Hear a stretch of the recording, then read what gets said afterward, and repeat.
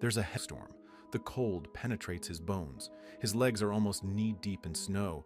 Experienced hunter Joe LaBelle makes his way through the forest, covering his face from the headwind. Any other person would have already fallen and screamed in despair, but not Joe LaBelle.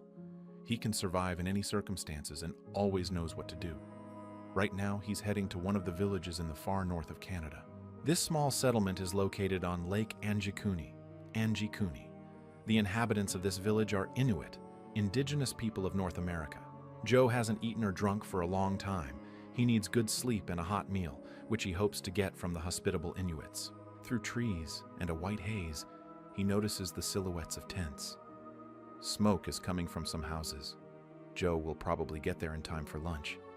He reaches the village, and at this moment, the wind calms down. The blizzard has ended. The hunter speeds up and goes toward the village located along the frozen lake.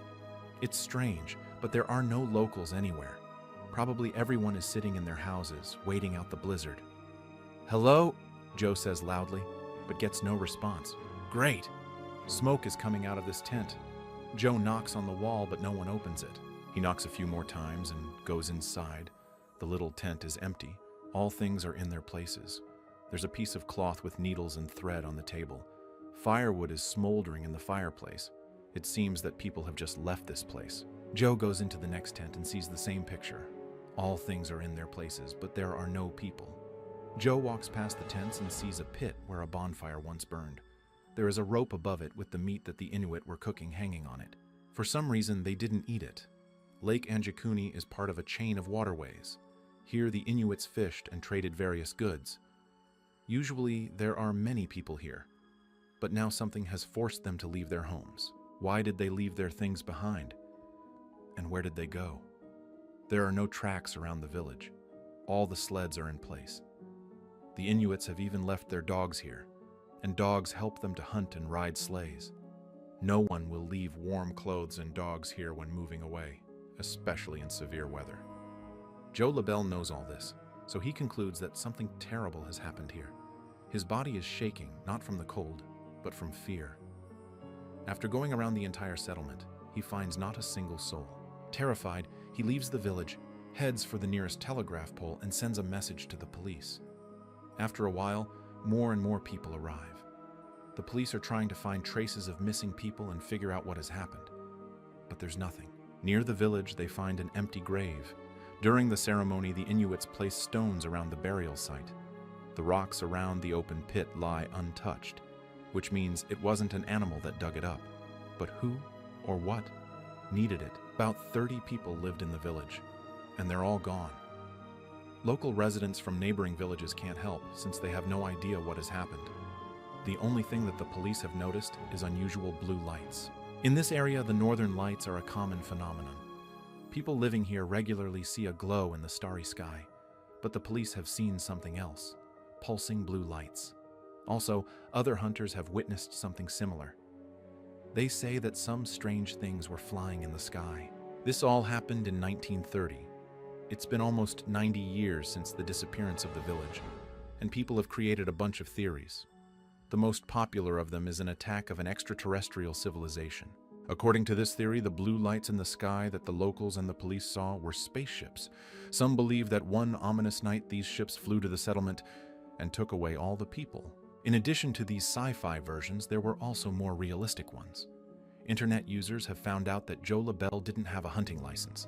Maybe he wasn't a professional and made it all up. But at that time, many hunters didn't have a license, so Joe's words may be true. But if we try to find out where all this information came from, we'll see that the primary sources were books and some newspaper articles from the 30s. But none of them can confirm that the mysterious story of Lake Anjikuni is true. Perhaps this entire story was made up. Now, let's leave the snows of Canada and head for the hot plains of India. In this big country, there's one sinister village where people also disappeared without a trace. This happened in the first half of the 19th century.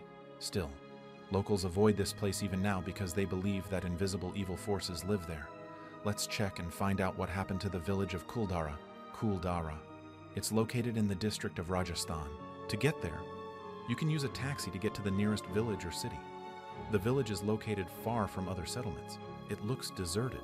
There are only ruins. It looks like archaeologists have recently dug this place out of the ground and left it here. But this is not an ancient city. The village was abandoned more than 200 years ago. But up to that point, this place had been thriving. Kuldhara was a large village. Local people were mostly farmers. They sold their agricultural products. And then, one night, everything changed. People abandoned their homes and stuff and ran away from there. No one knows why they did it, and no one knows where they went. Nobody has ever seen the inhabitants of Kuldhara again. Apart from tourists, almost no one comes here. The locals are sure that the village is cursed and is the center of paranormal activity. If you ask residents of other nearby towns or read the information on the internet, you will learn a couple of legends about this place. One popular version says that people left this village because of a lack of water. However, this version doesn't explain why the residents did it overnight and left their things behind. According to another version, the villagers ran away to save the daughter of the Kuldhara chief. One local ruler fell in love with her and wanted to marry her.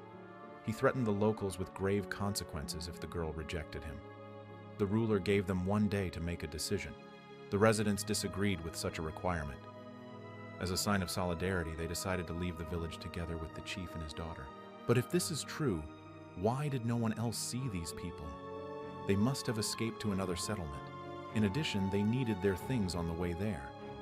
The stories of Kuldhara and Lake Anjikuni have one thing in common. People left a comfortable and safe place for an unknown reason. A similar story happened in Ireland, with a small village on the island of Achill. About 40 simple houses made of stone and straw were located along the valley of Keem Bay. The village was mentioned in documents dated back to the 1830s as a group of small buildings. But today there's practically nothing left of it except pieces of walls and small mounds of ground. People from other settlements don't remember this village, but we know about it thanks to the records of travel writers. They describe the incredible beauty of this place and the village in their diaries. Students of the local archaeological school tried to find the answers. They started excavations and discovered that the villagers could have left the village because of hunger or some disease.